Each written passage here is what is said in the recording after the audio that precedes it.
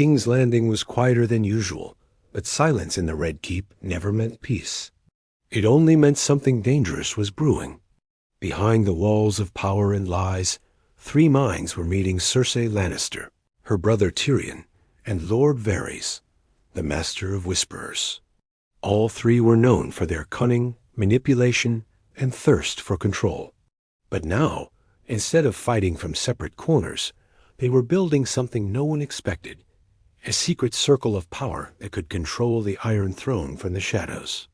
It started with a letter. Tyrion, now returned to King's Landing after a short exile, received a small scroll with no seal, only a golden thread wrapped around it. It was from Cersei, asking him to meet her in the old dungeons beneath the castle, where secrets stayed buried. Suspicious but curious, he went, only to find Varys already there, looking unusually uncomfortable. "Am I late to a family reunion or early to my funeral?" Tyrion said, smirking. Cersei stood in the dark, her expression unreadable. "Neither. You're right on time for something that will change everything." That night, the three of them talked not as enemies, but as survivors. All had faced betrayal, pain, and the dangerous game of thrones. Cersei was tired of the stupid men around her: Tywin, Robert, the High Sparrow, even Jaime. Tyrion was sick of being used and blamed for everything wrong. And Varys, the Spider, saw a future where chaos would destroy the realm if left unchecked.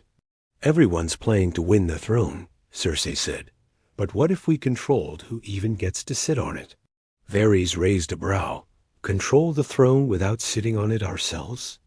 That would be powerful." That night they made a pact. A hidden council of three. Cersei would continue playing her queenly role. Tyrion would serve as her advisor, pretending to be her loyal brother again. And Varys would control the flow of secrets, turning whispers into weapons. But trust was a fragile thing, especially between lions and spiders. Their first act was small but smart. They planted false information about one of the noble houses, House Tyrell, spreading rumors of treason. Cersei, with the backing of evidence provided by Varys' little birds, arrested a few members quietly. Margaery Tyrell, clever as she was, noticed something was wrong. But she had no proof, and soon she was surrounded by people she no longer trusted. Tyrion played his role well. He laughed at court, drank his wine, and insulted lords just enough to stay in character. No one suspected he was now part of the darkest alliance in the capital. But not everyone was blind. Littlefinger. He saw the strange movements, the sudden arrests, and how Varys seemed to smile more often. Pettier Baelish didn't believe in coincidences. And if there was a new power rising, he would either destroy it or take control of it himself. Cersei knew Littlefinger was watching, and she liked the challenge. "Let him come," she said to Varys one night. "He thinks he's the spider. Let's remind him who the real web belongs to." Their circle grew more confident. They started influencing decisions about war, marriage alliances, and council seats. Lords who disobeyed found their fortunes failing overnight. Ships went missing. Daughters disappeared. Gold vanished. Yet something strange began happening. The three of them, though still guarded, started depending on each other more. Cersei trusted Tyrion's advice more than she ever did before. Tyrion began to see Cersei as more than just a cruel sister. She was a survivor like him. And Varys, for once, admitted to himself that maybe ruling from the shadows was better with allies than alone. But the more powerful they became, the more dangerous the game became. Because secrets are powerful, but they are also fragile. And someone, somewhere, was always listening. Their circle had begun to shape the fate of the realm, but power in King's Landing never stayed hidden for long. The whispers were starting to spread. Not loud, not clear, but enough. Servants who swore they saw Tyrion entering the queen's chambers late at night. A lord who noticed how Varys, once quiet in meetings, now nodded only after locking eyes with the queen. A septa who heard strange sounds echoing from beneath the Red Keep. But it wasn't just rumors. Littlefinger was watching them closely. He wasn't sure what they were building, but he could feel it. 3 dangerous minds working together was not a coincidence. He sent his own spies to follow Varys' little birds, and soon one of them returned with a torn piece of parchment, a coded message. One line stood out: "Control the crown by owning the puppets." That line told him everything he needed to know this wasn't just about survival. Cersei, Tyrion, and Varys weren't playing defense. They were building an empire of control from behind the throne. Littlefinger wasn't impressed. He was furious. He decided to move first. He approached Tommen, a young king, sweet and confused by the world. Littlefinger began poisoning his ears with half-truths. "Your mother is distracted, Your Grace. She meets too often with your uncle and Lord Varys. You are the king. You must see everything, know everything." Tommen, still grieving Margaery's growing coldness and confused by politics, started to ask questions. Why was Tyrion back? Why did his mother say one thing in public and another in private? Why did Varys always disappear when he came near? Meanwhile, inside the secret circle, things were growing darker. Cersei wanted more. "We've handled the Tyrells, silenced the High Sparrow, and made the small council ours. But what about Dorne? What about the North?" Tyrion wasn't sure. "Pushing too fast could expose us," Varys warned. "Even shadows have limits. If we overreach, the realm will turn on us." But Cersei's thirst for power had grown deeper than ever.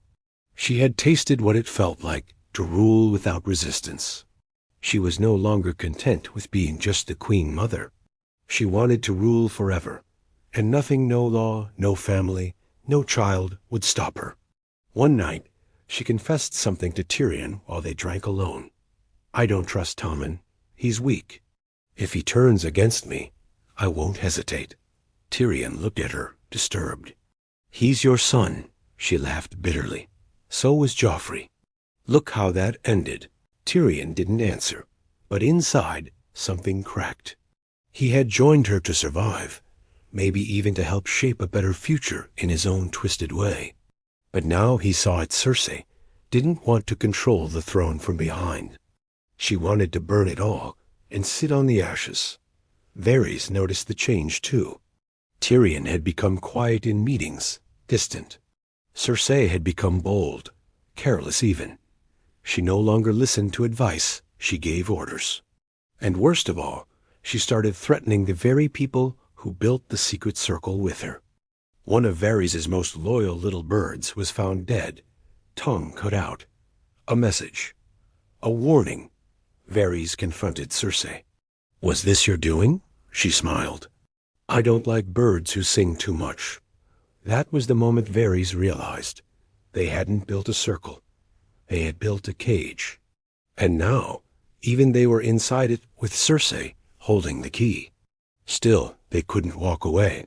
Not now. Not when their hands were stained with the decisions they'd made.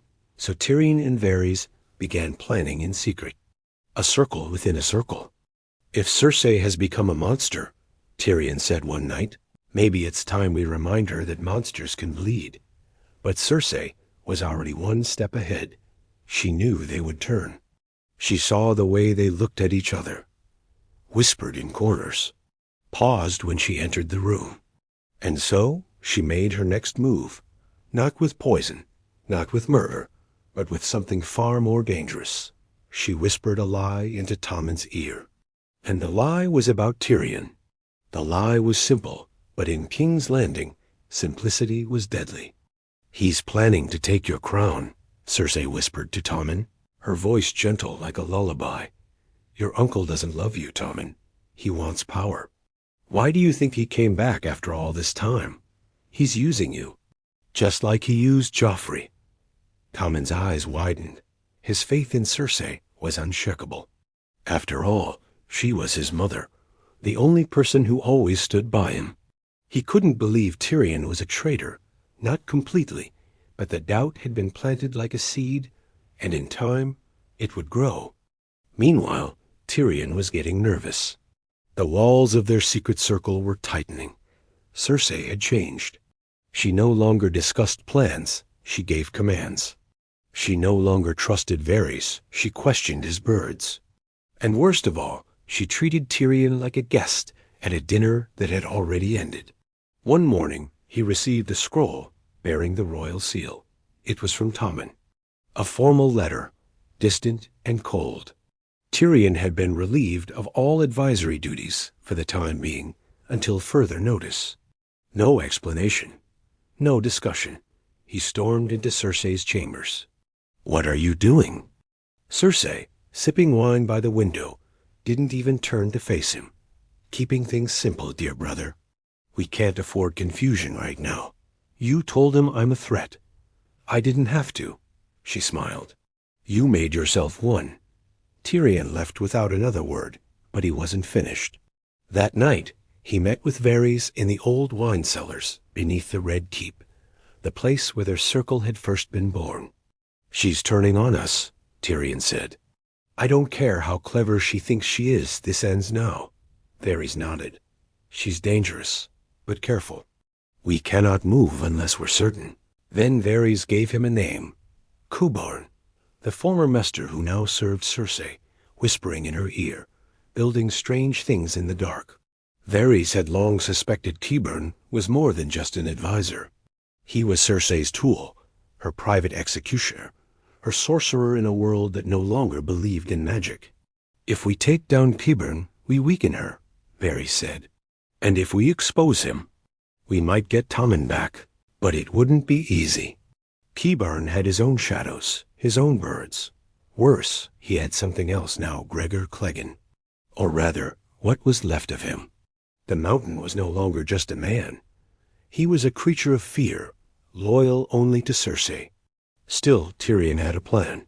He arranged for one of Varys' spies to pose as a servant in Qyburn's lab. It took days, then weeks.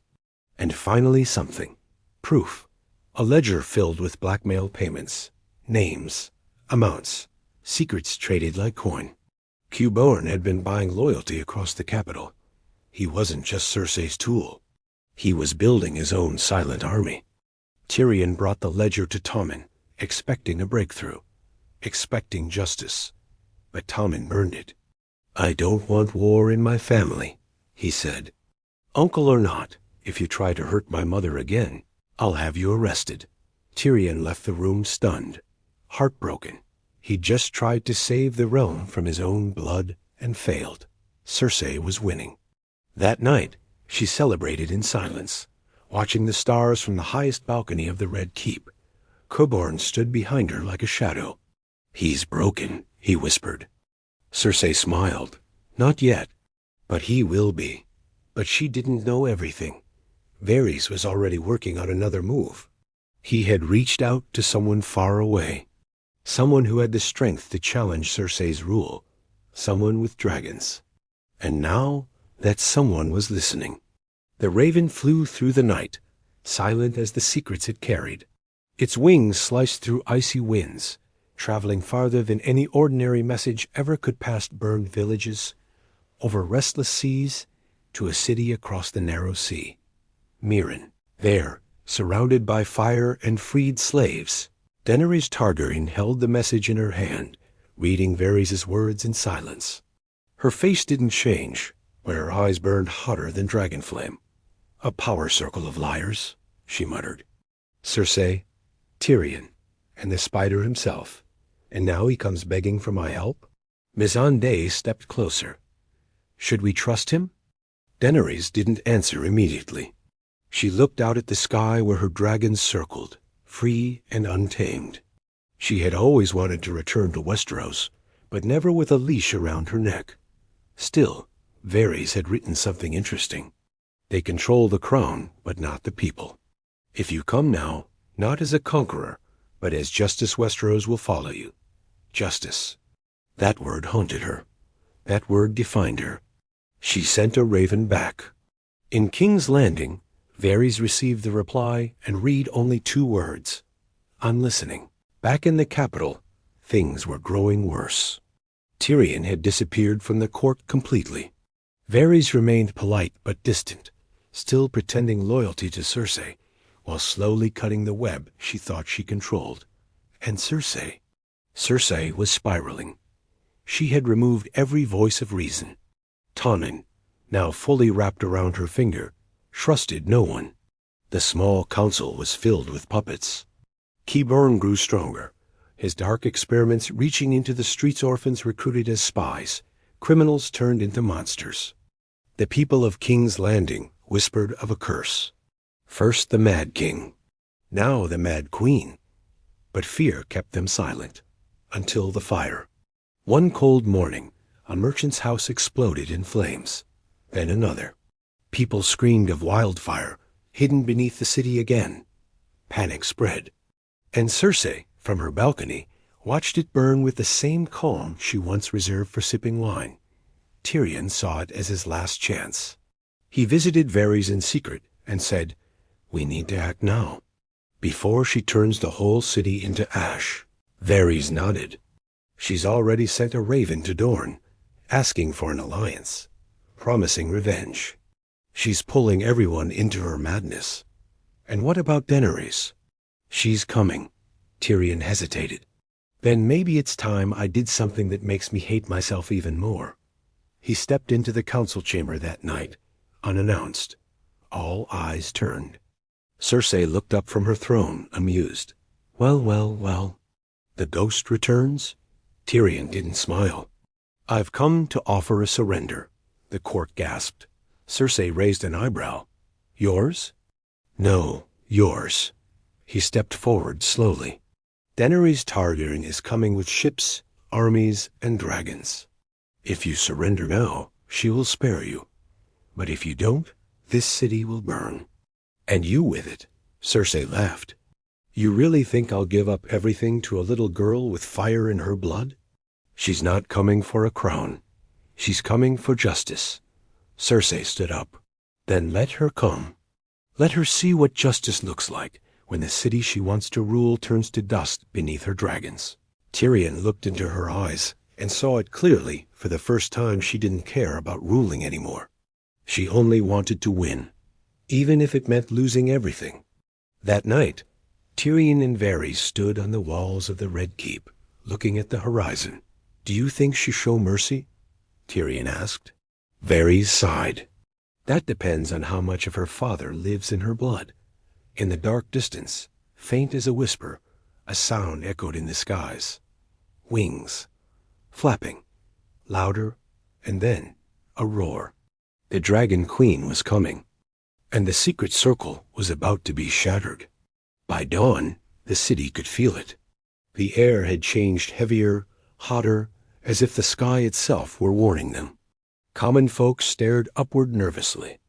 Merchants closed their stalls. Mothers clutched their children tighter. Even the rats in the alleys seemed to vanish. Then came the shadow, massive, winged, terrifying.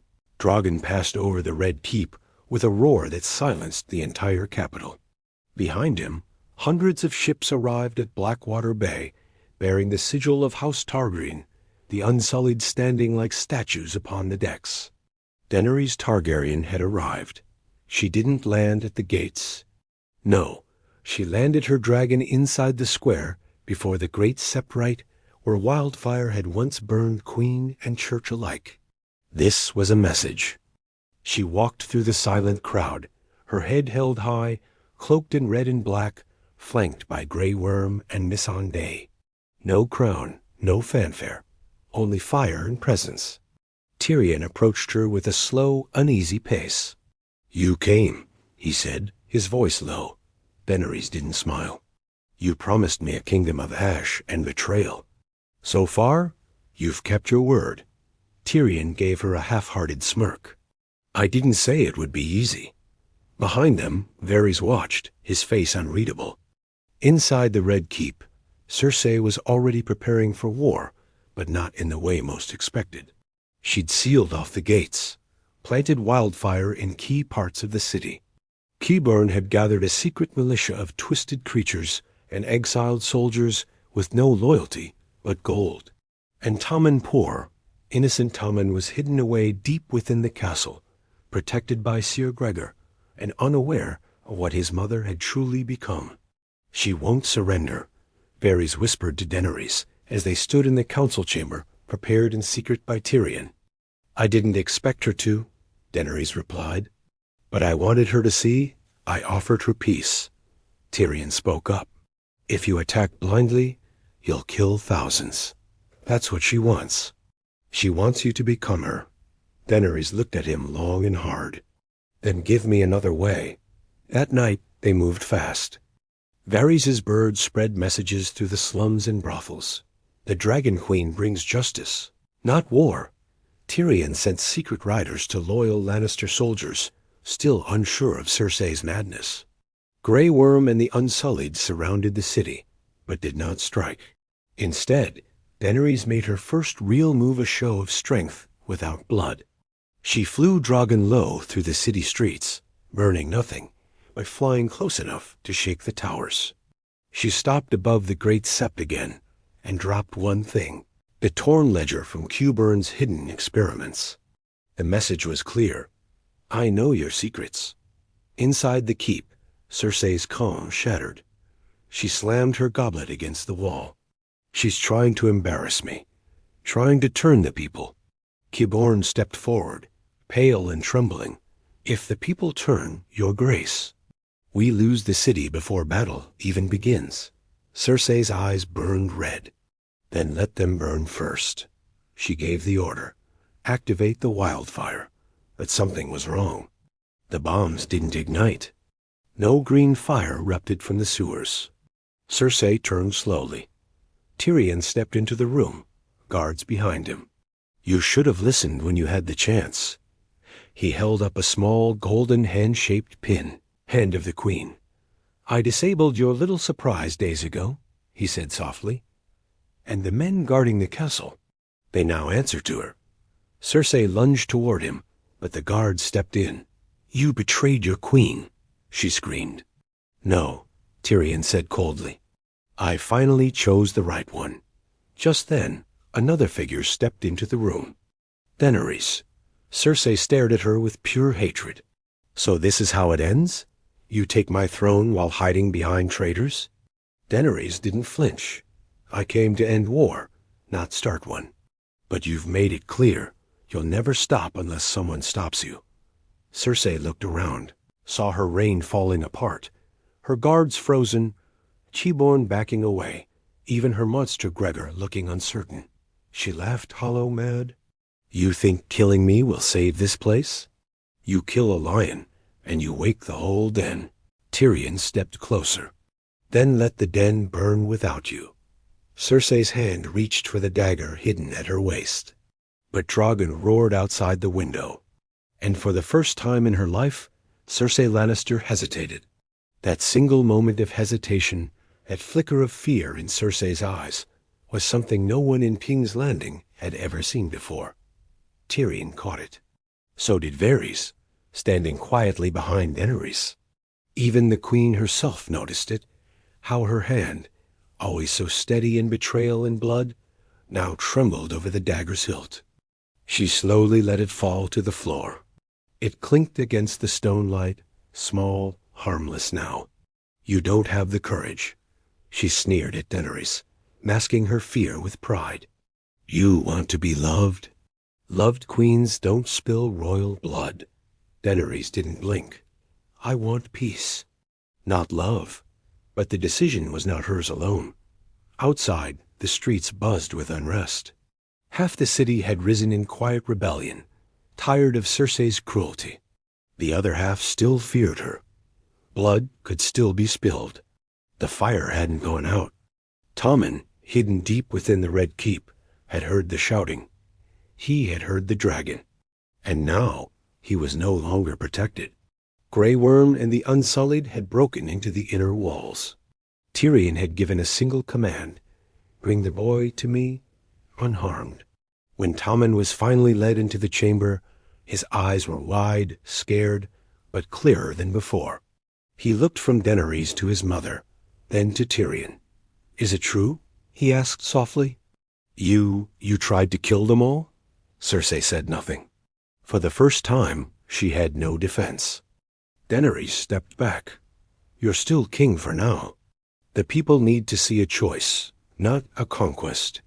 Tommen looked at his mother, and then at the guards, now loyal to Daenerys. And finally, at Tyrion. I don't want the crown, he whispered. Not like this. Not with all this death. He took off the crown and set it gently on the stone table between them. Cersei's breath caught. Tommen no, but it was over. The moment the crown touched the table, the city changed. The bells rang. Slowly, at first. Then louder, louder. The sound of surrender. The gates opened. The people flooded the streets, not to fight, but to cheer. Not out of fear, but relief. Cersei's rule was broken. And in that silence that followed, Varys spoke, his voice calm but heavy. She must answer for what she's done. Tyrion nodded. Let the people see justice, not revenge. Daenerys didn't reply immediately. Her eyes were fixed on Cersei, who stood now like a ghost, no longer a queen, just a woman who had lost everything. She looked smaller than ever. And yet she still stared defiantly, refusing to kneel. I burned cities for less, Daenerys finally said. And yet here you stand, Cersei whispered. Then finish it. Tyrion stepped forward. No, you don't get to choose how it ends. You'll live. In a cell, with no wine, no gold, no children, just your name. That's your punishment. Cersei's face twisted with rage. You think prison can break me? No, Tyrion replied coldly. Your memories will. Guards moved in. They took her without a fight. Qyburn tried to flee, but was caught before he could vanish into the crowd. Even Sir Gregor, once her greatest weapon, stood still motionless, awaiting no command. Whatever magic Qyburn had placed in him seemed to die the moment Cersei fell. That night, Daenerys stood before the people of King's Landing, not as a conqueror, but as a judge. I will not rule with fire, she said, but I will not ignore it either. There are ashes here, ashes of lies, cruelty, betrayal. We will build again, together, not as slaves to kings or queens, but as people who deserve better. The people cheered. But not everyone was smiling. Tyrion looked over the crowd and saw faces of joy, but also faces of fear. Fear of what might come next. They had seen rulers fall before, and many had made promises of peace. He turned to Varys. Do you trust her? Varys didn't answer right away. She is not her father, he said. But dragons always carry fire. The question is how long they can hold it. Above them, dragons circled once and vanished into the clouds. Weeks passed, and the red keep slowly began to change. The lion banners were taken down. The golden lions melted into history, their growl now silent. In their place, the red and black sigil of House Targaryen flew high, not as a symbol of conquest, but as a warning. The fire had come, and it could return. Daenerys didn't sit on the Iron Throne right away. In fact, she refused to touch it. Let it sit cold, she said. Let the realm feel the silence of power before it hears its voice again. She spent her days meeting with the people, listening, not commanding. She freed the dungeons, spoke to the poor, even visited the ruined streets of Flea Bottom, where her father's name was still cursed. The people began to believe, not in dragons, but in her. But not everyone trusted what was coming. Tyrion had grown quiet. He saw the changes, yes, the hope rising in the markets, the smiles returning to tired faces.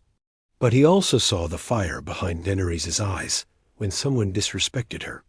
When a captured Lannister guard spat at her feet, and she didn't flinch, she only whispered something in Valyrian and watched him be dragged away. She speaks of peace, Tyrion said to Varys one night, staring into his wine, but she still thinks like a dragon. Varys nodded slowly. She's learning. But peace does not tame fire. It only hides it. And then came the letter, a sealed message carried by Raven, not from the north, not from Dorne, but from across the sea. Yara Greyjoy.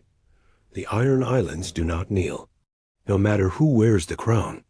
It was a threat, but also a test. Tyrion feared the answer Daenerys would give.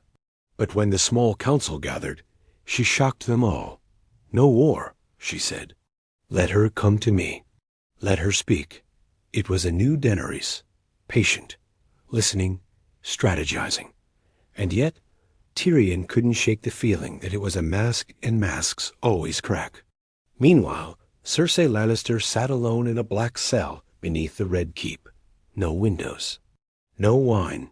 No sound, except her own breathing and the slow dripping of water from the walls.